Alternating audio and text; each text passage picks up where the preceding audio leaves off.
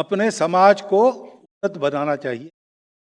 वो सदा के लिए संकट परंपरा का निवारण कर मात्र उपाय। लेकिन फुर्सत नहीं है, तो डॉक्टर हेडगेवार ने सोचा कि फुर्सत नहीं है,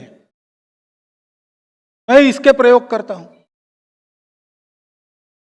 ये बात उन्होंने त्रैलोक्यनाथ चक्रवर्ती जी को बहुत पहले 11 से 14 वो मेरे शायद उस समय बताई थी। नागपुर वापस आने के बाद मेडिकल की पढ़ाई पूरी करके आंदोलनों में भाग लेते लेते ये कई प्रकार के प्रयोग की, ये कैसे हो सकता है, संपूर्ण देश को जोड़ा कैसे जा सकता है, संपूर्ण देश को बड़ा कैसे किया जा सकता है, देश के व्यक्ति में गुणवत्ता का निर्माण कैसे किया, इसके अनेक प्रयोग किए। भारत सेवाश्रम संघ के काम को देखा था। जिस अनुशीलन समिति के सदस्य थे, उनके भी कई ऐसे मनुष्य निर्माण के कार्यक्रम चलते थे।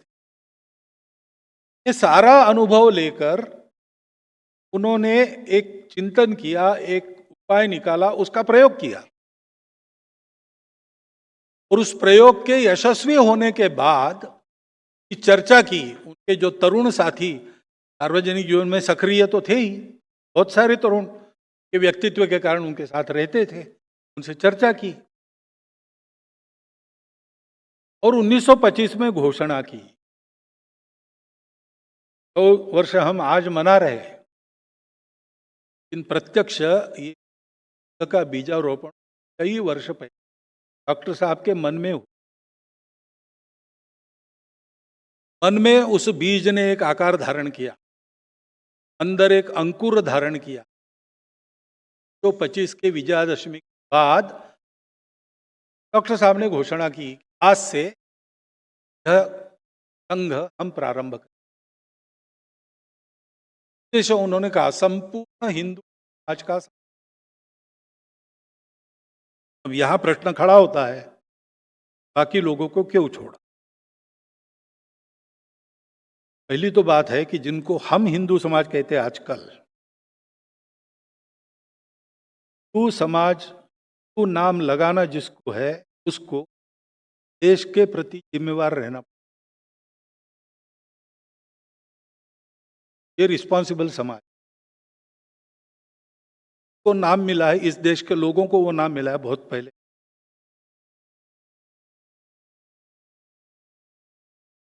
महावीर प्रसाद जी द्विवेदी है, लिखा है कि जरतुष्ट के काल में बाहर के लोगों ने हमको ये नाम दिया, हमको तो जरूर नहीं थी अलग नाम की। हमने अपना धर्मशास्त्र लिखा, मानव धर्मशास्त्र, यही उसका नाम है। कि हमारे यहाँ यही कहते थे हम, माता च पार्वती देव अथवा शिव भक्ताश्च देशो भुवनत्र अयम निज परो वेति गणनाम लघुचेताम उद्धार चरिता नाम तु वसुधैव कुटुंब। हम मनुष्यों में अंतर नहीं करते थे, सारे मानव। विचार तो हमारा ऐसा था कि व्यक्ति, मानवता, सृष्टि, ये सब परमात्मा के कारण एक दूसरे संबंधित है। एक का जो होता है वो दूसरे पर भी परिणाम करता है। और इसलिए मनुष्य को अपने विकास का विचार करना है, वो के विकास में अपना विकास है मानकर अपने विकास का प्लान करना इसका स्वभाव है। हमको अलग नाम की जरूरत नहीं थी। लेकिन जरतुष्ट वहां गए, उनको पूछा गया कौन हो, तो उन्होंने कहा कि हमारे पूर्वज किर्गिस्तान में भारत से गए थे। उस समय ईरान के लोग तू नदी के उस पार वालों को हनत कहते थे, हनदू हो गया। एक कथा है। दूसरी कथा है कि ऐसा कहने के बाद ईरान के लोगों ने इस्राएल के लोगों के पूछने पर यहूदियों को कहा कि हमारा एक गुरु है। वो बात घूमते घूमते अपने पश्चिम किनारे पर व्यापार के जरिए आ गई। व्यापारियों ने पकड़ा वो शब्द, लेकिन ठीक है, उनको शब्द से क्या करना है, पटने से काम है, चलता रहा। इंटेलेक्चुअल लोगों के पास वो आ गए, सब अपने पुराणों में आ गए। हम देव निर्मित आनम प्रच। लोक भाषा में आने को बहुत समय लगा। लोक भाषा में जो शब्द आते हैं तो की पकड़ में आते। ये गुरु नानक देव जी के वाणी में पहले ये मिलता है, हिंदुस्तान खसमाना किया, तुर्कस्तान खसमाना, खुरासान खसमाना किया, हिंदुस्तान डरा। उन्होंने वर्णन किया है बाबर के हत्या और कहा है कि न ही हिंदू महिलाओं की का शील बचा, मुस्लिम महिलाओं की। ये सोचते तो ध्यान में बात आती वो क्यों शब्द,